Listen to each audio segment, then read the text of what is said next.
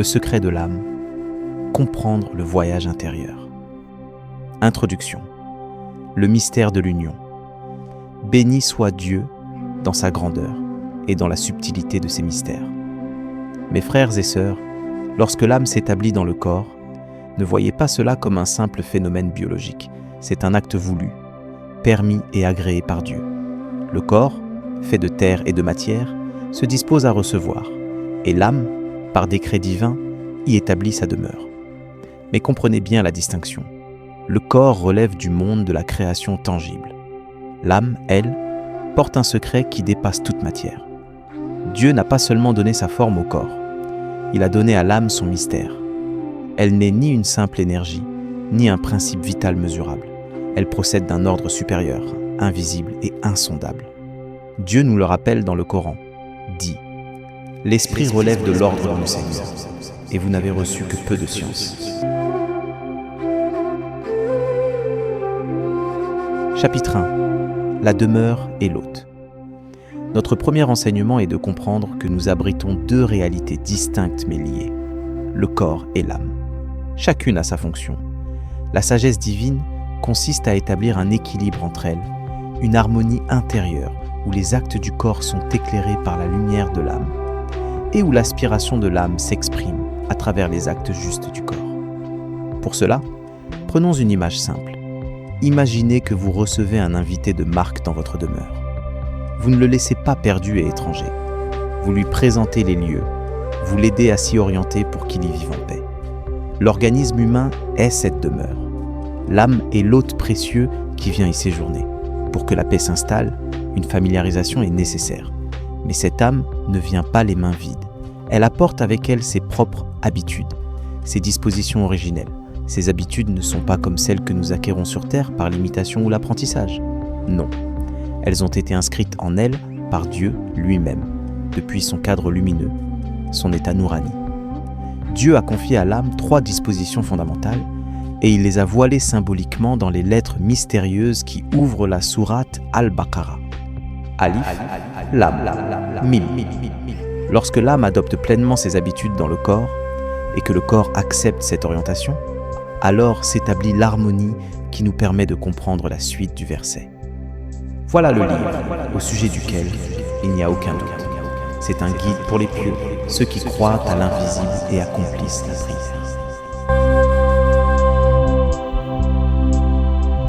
Chapitre 2.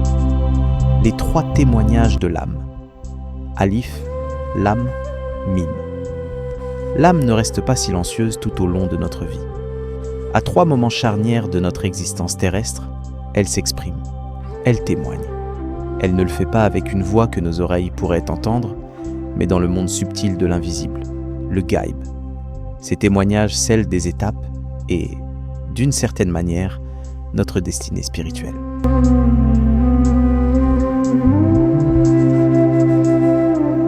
Premier témoignage, le secret de l'Alif, l'avertissement de l'enfance. Le premier témoignage a lieu 40 jours avant que l'enfant n'atteigne l'âge de 7 ans. C'est le secret de l'Alif. À ce moment précis, l'âme s'adresse à l'organisme de l'enfant. Elle lui dit, dans un langage silencieux mais réel, « Dieu m'a créé dans la lumière. Il m'a confié à toi, à ton corps, pour que je préserve cette clarté. Ne l'altère pas, ne l'assombris pas. » L'enfant n'entend rien consciemment, mais l'âme a rempli son devoir. Elle a averti. Cet avertissement est scellé et consigné dans le manuel du Ghaib, le registre invisible.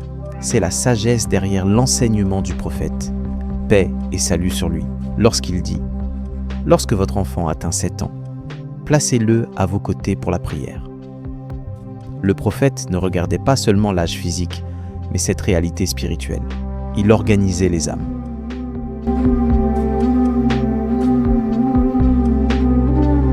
Deuxième témoignage, le secret du lame, le bilan de la maturité. Le deuxième témoignage survient 40 jours avant que l'être humain n'atteigne l'âge de 40 ans. C'est le secret du lame. L'âme dresse alors un constat. Elle regarde les années écoulées et prononce l'un de ces 2 verdicts. Soit elle dit « Depuis que Dieu m'a créé dans la lumière, tu m'as aidé à préserver cette clarté. » Soit elle dit « Tu m'as dépouillé de cette lumière et plongé dans l'obscurité. » L'homme ne perçoit pas cette déclaration, mais le monde des anges l'entend et se rassemble, témoin de ce moment crucial. Ce témoignage, lui aussi, est inscrit dans le registre invisible.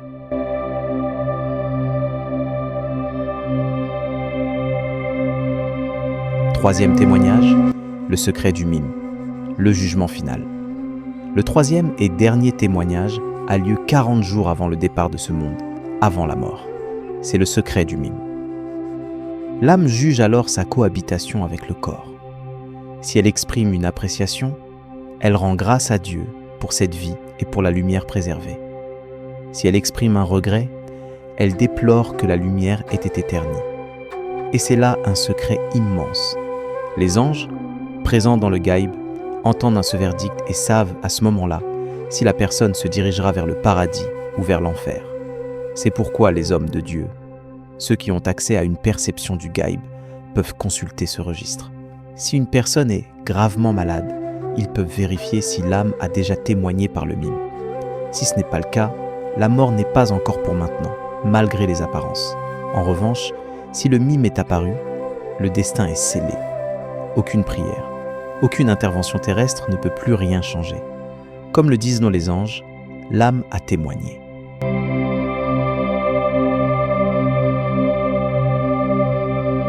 Chapitre 3. La sagesse, derrière les âges. Comprenez maintenant la sagesse de ces étapes. Certains savants, par leur état spirituel, leur hal, ont vu un lien entre ces 3 témoignages et 3 noms divins. La livre de l'enfance, pour certains, est liée au nom Allah, car l'âme y invoque la seigneurie absolue. Le lame de la maturité, pour d'autres, est lié au nom latif, le doux, le subtil, car l'âme y fait preuve de discernement. Quant au mime de la fin, tous les élus de Dieu s'accordent à dire qu'il est lié au nom Malik, le maître souverain. Et c'est pourquoi nous récitons dans la Fatiha Maliki Yaoumid Din, le maître du jour du jugement. C'est lui le maître de ce jour où le verdict de l'âme est scellé.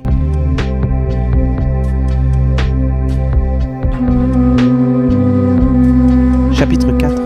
Les enfants et les témoins du jugement. Cette réalité éclaire également le mystère de l'au-delà. Prenons l'exemple des enfants. Le prophète Ibrahim, sur lui la paix, est le gardien des âmes des enfants dans le barzakh, le monde intermédiaire. Si vous consultez sa tablette, vous verrez qu'il recueille lui-même les âmes de tous les enfants qui meurent avant l'âge de 7 ans. Mais passé cet âge, lorsque l'Alif Allah témoigné, l'enfant devient une âme comme une autre, confiée aux anges en attendant le jugement d'Allah. Il existe même un 4e barzakh, un lieu particulier, peu connu. Il n'est ni le paradis en attente, ni l'enfer en attente, ni l'entre-deux, l'Araf. C'est un lieu sombre, sans soleil ni lune, sans chaud ni froid. Il est réservé à des âmes particulières, celles qui seront témoins oculaires au jour du jugement dernier. Et qui sont-elles ? Pour la plupart, des enfants décédés entre 7 et 8 ans. Imaginez la scène du jugement. Un homme est amené. Ses bonnes œuvres et ses mauvaises œuvres sont égales. Sa balance ne penche ni d'un côté ni de l'autre. Il est destiné à l'entre-deux, l'Araf. Mais l'homme supplie. Alors Dieu ordonne d'amener un de ses enfants, mort à 8 ans, qui est l'un de ses témoins. Dieu rappelle à l'enfant l'éducation qu'il a reçue. Si le père a négligé la foi, l'enfant garde cette mémoire et reste silencieux, et le père va à l'Araf. Mais si le père lui a enseigné le Coran, la prière et l'amour de Dieu, alors Dieu inspire à l'enfant une parole, et l'enfant dit « Ô Allah, pardonne à mon père et fais-le entrer au paradis ». Et c'est ainsi que, par la grâce de Dieu et la pureté de ce témoignage, le Père est sauvé.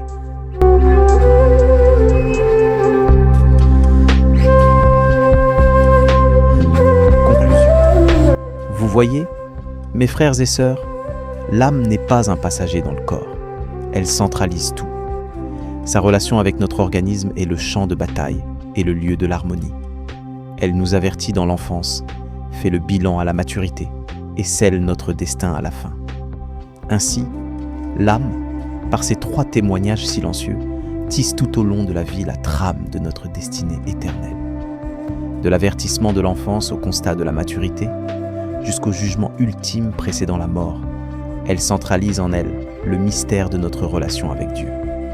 L'équilibre entre le corps et l'esprit, la qualité de notre éducation et de nos actes, tout est enregistré dans ce dialogue intime et secret, dont les clés nous sont données par les lettres lumineuses, Alif, Lam, Mim. Mais alors, une question demeure. Qu'est-ce qui fortifie la volonté de l'être humain entre le premier témoignage de 7 ans et le second de 40 ans? Comment aider notre âme à préserver sa lumière? C'est une question cruciale, et nous y reviendrons par la bénédiction du prophète.